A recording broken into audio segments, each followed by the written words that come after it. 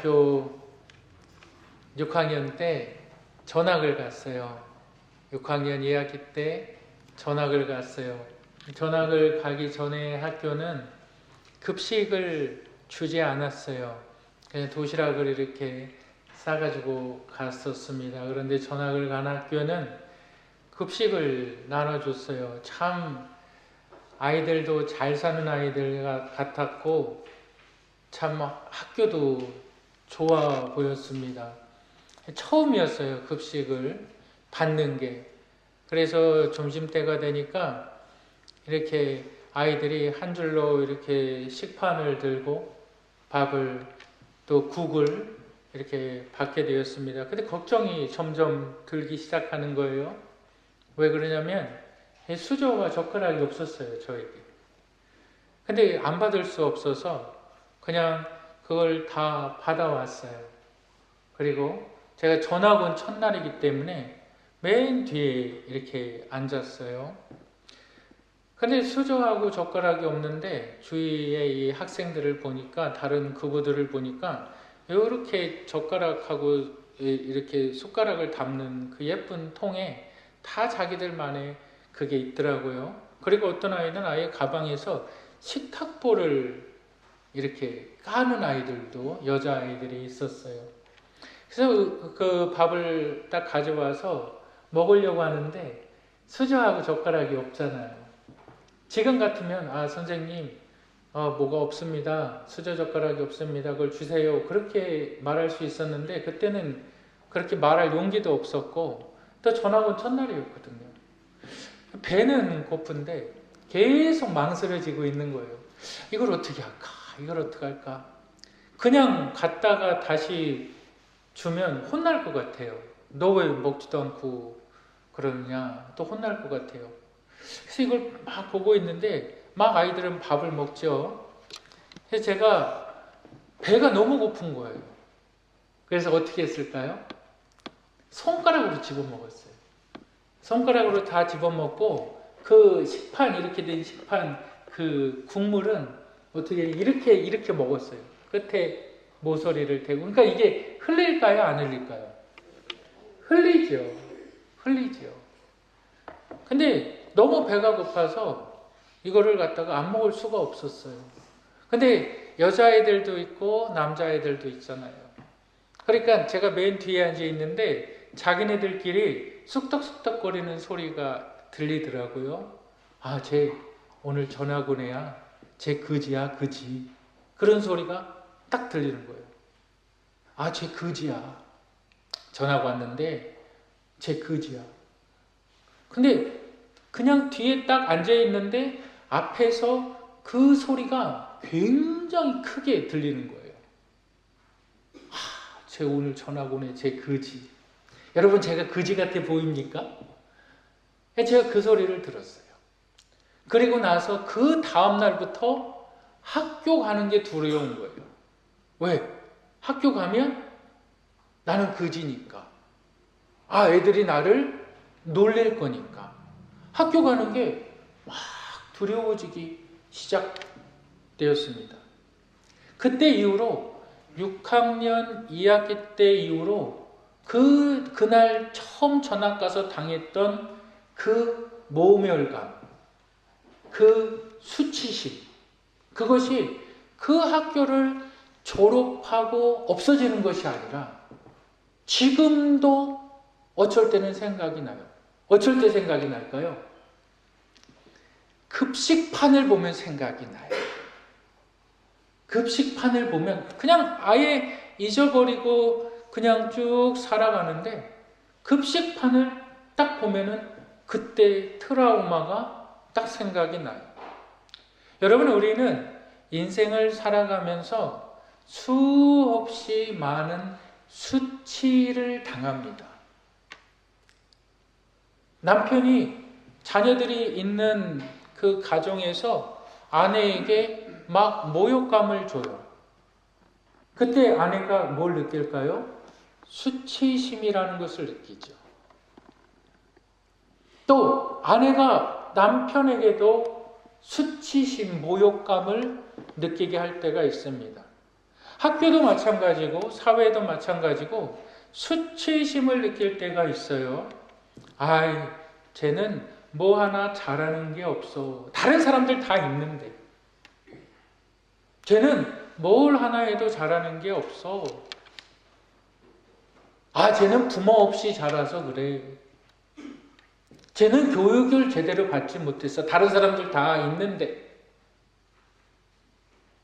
쟤는 가난해서 그래. 쟤는 못생겨서 그래. 다 있는데. 쟤는 배우지 못해서 그래. 다 있는데. 수치심은 수치심으로 끝나지 않습니다. 그 수치심은 점점 발전되어 나갑니다. 그래서 우리에게 심각한 트라우마를 가지고 오고 그것이 정신적으로도 문제가 생기고 우울증이 걸리기도 하고 나중에는 대인기피증을 만들기도 합니다. 그런데 이 수치심을 경험하면 경험할수록 사람의 인격에 장애가 옵니다. 그래서 어떠한 장애가 오냐면 사물을 직관적으로 보질 못해요. 왜곡해서 봐요. 좋은 걸 좋다라고 말하지 못해요. 아름다운 걸 아름답다라고 말하지 못해요. 사람을 칭찬하지 못해요. 왜 그럴까요? 내가 왜곡되어져 있어요.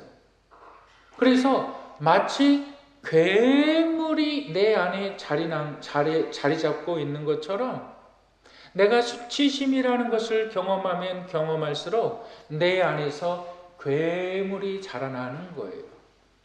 오늘 본문은 한 청년에 대해서 이야기를 하고 있는데 그 청년이 엄청난 수치심을 경험을 합니다. 그 수치심은 실로 우리가 생각할 수 없을 정도로 우리가 거의 당하지 않는 그러한 수치심을 한 청년이 경험을 하는데 그 청년의 결과가 어떻게 되었을까요? 그 수치심이 회복되어졌을 뿐만이 아니라 그 청년이 정말 놀라운 자로 바뀌는 것을 오늘 본문이 이야기하고 있습니다. 오늘 저와 여러분들이 함께 나눌 말씀의 제목 우리 한번 따라 하시겠습니다. 수치를 당하는 사람에게 입혀지는 빛난 옷. 수치를 당하는 사람에게 입혀지는 빛난 옷에서 우리가 기억해야 하는 첫 번째는 나의 행동이 수치를 당하게 한다. 무엇이요? 나의 행동이 수치를 당하게 한다라는 것을 여러분 꼭 기억하시기를 바랍니다. 우리 14장 51절과 52절을 다시 한번 크게 읽어보겠습니다.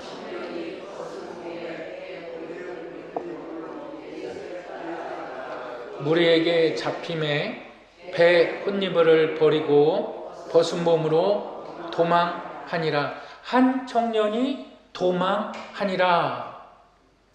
우리가 마태, 마가, 누가, 요한을 공관복음이라고 말을 하고 그걸 사복음이라고 말을 합니다. 사복음이라는 것은 예수님의 행적에 대해서 동일한 시대에 동일한 장소에서 쓰여졌다라는 공관복음. 그 공관복음은 마태, 마가, 누가, 요한입니다. 그런데 이 공관복음 사복음서에서 유일하게 기록되어져 있는 마가복음에만 유일하게 기록되어져 있는 성경 구절의 내용이 바로 이 한 청년의 이야기 내용입니다. 이 청년이 큰 수치를 당했습니다. 배 혼니버를 벗고 도망하니라. 이 청년이 배 혼니버이라는 것은 뭐냐면 우리가 여름에 더운데 새벽에 일교가 이렇게 떨어지면 춥잖아요. 그래서 아주 얇은 이불, 우리가 생각하는 얇은 이불보다 더 얇은 이불. 중동 지역에서는 그것을 일교차가 크기 때문에 그것을 덮고 자기도 하고 밖에 나갈 때 그것을 두르고 칭칭 감고 가기도 하는 것을 배혼이불이라고 말을 합니다. 그런데 이 청년이 배혼이불을 버려두고 도망하니라. 여러분 본문은 이렇게 이야기하고 있어요. 배혼이불을 두르고 예수를 따라가다가 무리에게 잡힘에 배혼이불을 버리고 어떤 몸으로? 벗은 몸으로 도망하니라. 단어를 잘 보시길 바랍니다. 벗은 몸으로. 완전히 벗겨졌다는 거예요. 이 사람은 예수를 따르는 사람이에요. 따르는 청년이었죠. 그래서 본문의 전개 과정은 이렇게 시작이 돼요. 가룟 유다의 배신이 먼저 있었고 예수 그리스도께서 잡히심으로 말미암아 제자들이 먼저 예수님을 부인한 사건들이 있었어요. 그리고 이어지는 것이 바로 이 청년이 도망하니라. 벗은 몸으로 도망하니라. 제자들이 다 도망갔다는 거예요. 이 청년도 도망갔다는 거예요. 이 청년은 잠을 자고 있었어요. 배운 이불을 덮고 얇은 이불을 덮고 잠을 자고 있었어요. 그런데 예수님께서 이상한 소리들과 함께 예수님께서 붙잡히신 거예요. 그 시간이 자정이 넘은 새벽 2시에서 3시경이에요.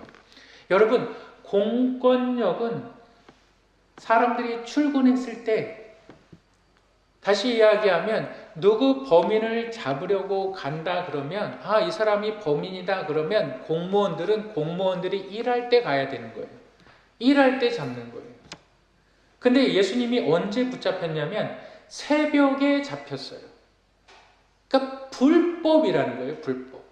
예수님을 잡는 것도 불법이고 예수님을 재판하는 그 모든 과정도 불법이고 예수님에게 내려줬던 형법도 불법이지만 그 불법의 모든 것을 예수님께서 감당하신 거거든요. 그런데 이 청년이 잠을 청하고 자고 있는데 막 밖에서 대제사장들과 서기관들이 우르르 몰려와서 누구를 잡아갑니까? 예수님을 잡아가는 거예요. 누가 나의 예수님을 잡아가느냐? 옷을 입을 겨를도 없이 그냥 덮고 있는 것을 몸에 두르고 밖에 나온 거예요. 근데 딱 나와보니까 분위기가 자기가 나설 분위기가 아니에요. 이미 예수님은 잡혀서 끌려가고 있는 상황이에요. 자기가 나서서 야 너네들 뭐냐 이럴 상황이 아니에요. 왜? 거기에 있는 사람들이 대제사장들이거든요. 자기가 말 한마디 꺼낼 수 없는 높은 위치에 있는 사람들이 앞장서서 예수님을 잡아가고 있는 거예요. 그러니까 예수님이 잡혀가고 있는 상황에서 이 청년은 그냥 예수님을 잡혀가는 과정을 종종 걸음으로 따라가면서 지켜보고 있는 겁니다. 그때 누군가 그러죠. 야, 이 청년도 예수님과 함께 있던 자였다. 이놈도 잡아라 할 때 그가 두르고 있던 배혼 이불이 벗겨지는 거예요. 네이키드가 된 거죠. 알몸이 된 거죠. 사람들이 그의 알몸을 다 보게 되는 거예요. 어린아이의 몸이 아니라 청년의 몸이에요. 그 청년의 몸을 다 사람들이 본 거예요. 공개적으로 수치를 당하는 공개적인 모욕감.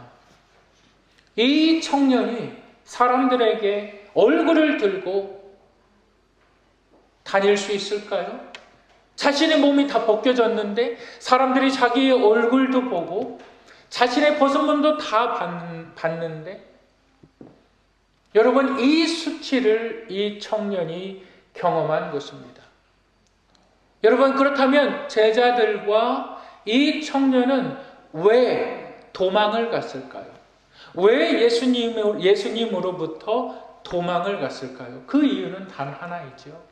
왜? 예수님과 연관되어져 있는 것이 자신들에게 해가 된다고 생각했기 때문에 예수님을 선생님으로 모시는 것이 예수님과 함께 동거동락한다는 것이 자신들에게 있어서 해가 되기 때문에 이들은 예수님으로부터 도망간 거예요.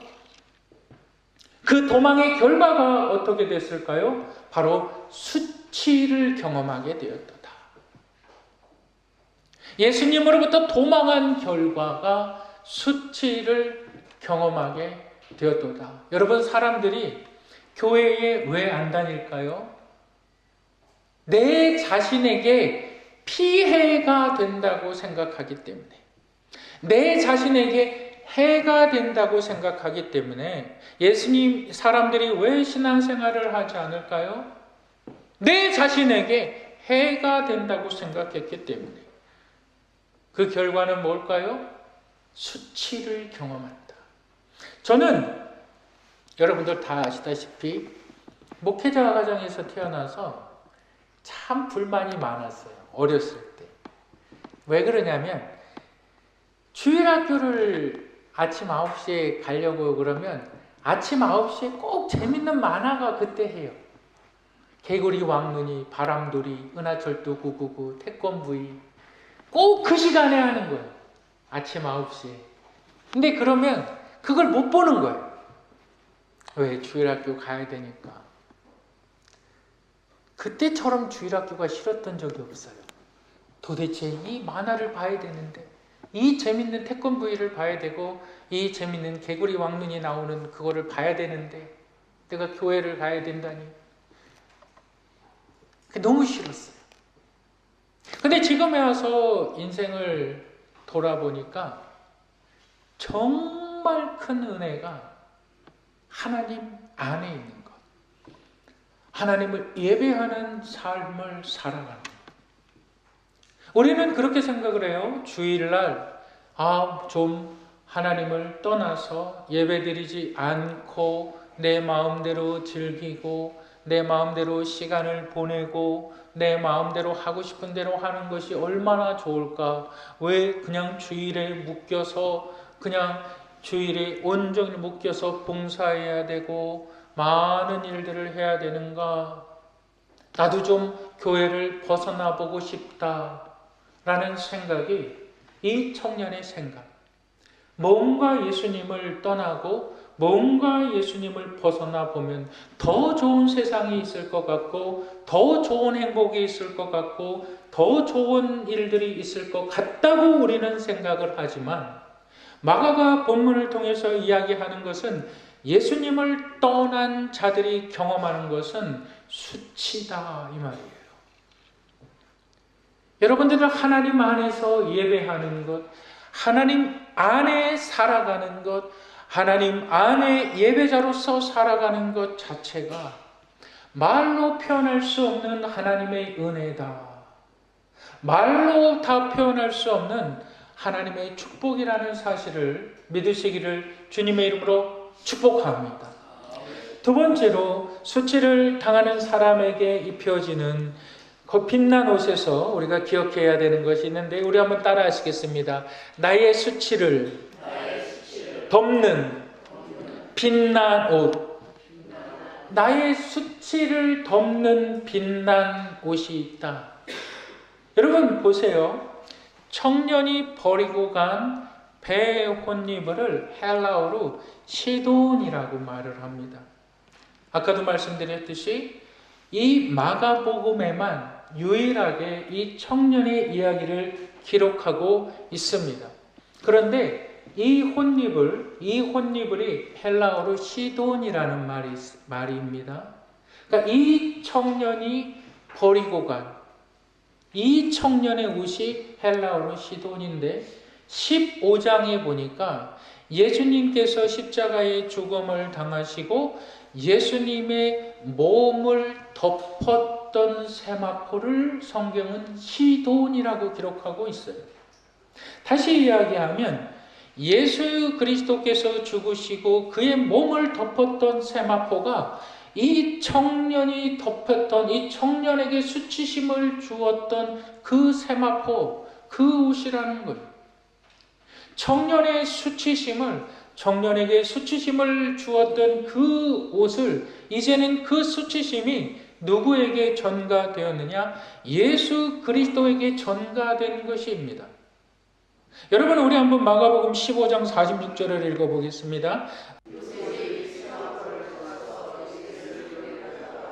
그것으로 싸서 한 무덤에 넣어두고 돌을 굴려 무덤 문에 놓음에 요셉이 세마포를 싸서 여기서 말하는 세마포 이 세마포가 원어에 보니까 시돈이라고 이야기하고 있고 이 시돈이 마가복음 14장 51절 52절에서 청년이 벗겨져 도망갔더라. 이 배혼이불을 시돈이라고 이야기를 하고 있어요.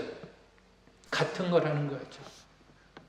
그러니까 청년의 수치심이, 청년이 당했던 그 수치심을 누가 덮었느냐? 예수 그리스도가 덮으셨다라는 거예요. 우리 인생의 모든 수치심을 예수 그리스도가 덮으셨다.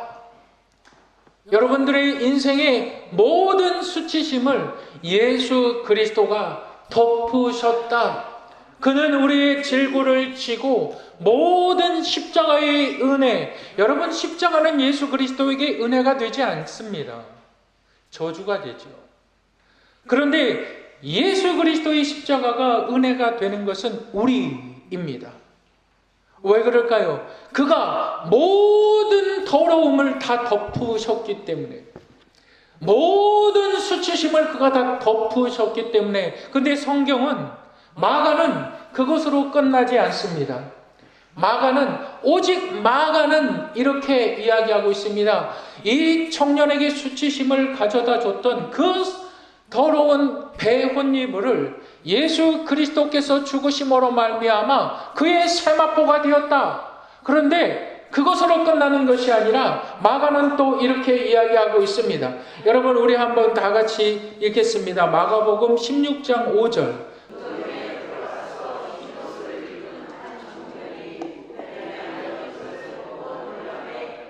무덤에 들어가서, 제자들이 무덤에 들어가서 한 청년을 바라봤는데 천사가 아니에요.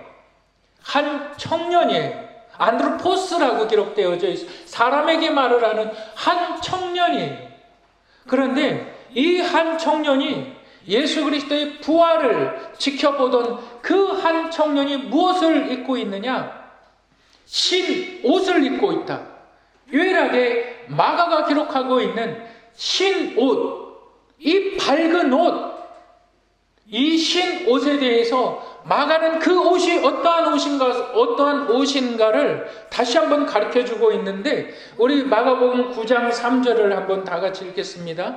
그 옷이 광채가 나며 세상에서 빨래하는 자가 그렇게 희게 할 수 없을 만큼 매우 씌어졌더라. 변화산에서 예수님께서 베드로와 요한과 야고보를 데리고 가셔서 하나님 나라에 대해서 설명을 하십니다. 하나님 나라에 대해서 설명을 하시고, 하나님 나라에 대해서 설명을 하신 예수님께서 입고 계신 그 옷이 신 옷이었는데, 그 옷이 세상에 빨래하는 자가 아무리 빨래를 해도 그 빛난 옷처럼 그렇게 희게 할 수 없더라 라고 말을 하는 거예요. 누가? 하나님 나라에 들어가는 것을 예수 그리스도가 설명하는데, 그 나라에 들어가는 자들이 이 흰 옷을 입을 것이다. 그런데 그 흰 옷을 누가 입고 있느냐? 16장에서 한 청년이 그 옷을 입고 있는 거예요. 나에게 수치심을 가져다 줬던 그 시돈이 세마포가 되었고, 그 세마포가 한 청년에게 입혀졌는데, 그것은 자신에게 수치심을 가져다 준 옷이 아니라 자신에게 빛난 영광의 옷이 되었다. 마가가 얘기하는 것이 이것입니다. 주를 믿는 자들아, 주를 믿는 자들아, 너희가 이 옷을 입게 된다. 너희가 이 옷을 입는 자들이다. 마가가 얘기하고 싶은 것은 한 청년을 향하여서 복음서 전체를 이야기하고 있는데, 우리가 그와 같은 자들이다. 그의 수치심은 어느덧 사라져버렸어요. 그는 부활의 증인이 되었고, 그의 수치심은 이제 더 이상 그를 억누르거나 그의 뒤를 잡는 자가 되지를 않습니다. 이제 그에게 누가? 예수 그리스도께서 무엇을 입혀주시느냐? 흰 옷을 입혀주시는 거예요. 그 흰 옷을 입혀주시는 거예요. 이 흰 옷, 그것은 빛난 옷입니다. 그것은 광채가 나타나는 빛난 옷입니다. 그것을 우리의 삶에 적용시켜 본다면 우리가 예수를 믿고 변화되어져야만 합니다. 우리가 예수를 믿고 우리의 인격이 달라져야만 하고 우리의 삶이 달라져야만 합니다. 그리스도 안에서 온전한 성장이라는 것은 좋은 것을 보고 좋다고 말할 수 있는 사람들, 아름다운 것을 보고 아름답다고 말할 수 있는 사람들, 힘든 사람들을 향하여서 힘내라고 격려할 수 있는 사람들, 왜곡된 것이, 구부러진 것이 똑바로 피어지는 사람들, 연약한 사람들에게 손을 내밀 수 있는 사람들. 그런데 우리는 십자가의 은혜를, 예수 그리스도의 은혜를 경험했다고 하면서도 우리의 이 수치심의 문제는 여전히 우리 안에 자리 잡고 있어서 어느 땐가 이것이 불쑥불쑥 일어나서 나를 괴물로 만들고 있습니다. 나를 욕쟁이로 만들고 있고 나를 폭력적인 자로 만들고 있고. 여러분, 오늘 이 시간이 신옷을 입히시는 예수 그리스도의 이 말씀을 내가 믿고 하나님, 나의 수치심을 예수 그리스도께서 이미 취하셨다. 그리고 예수 그리스도께서 나에게 새 옷을 입히셨다. 성경의 말씀을 그대로 보시고 이 말씀을 붙잡고 우리 이 시간 함께 기도할 때에 우리의 모든 수치심이 떠나가고 여러분들이 아름다운 분들이 되시고 진정으로 하나님의 영광의 옷을 입는 분들이 되시기를 주님의 이름으로 축복합니다. 우리 함께 기도하겠습니다.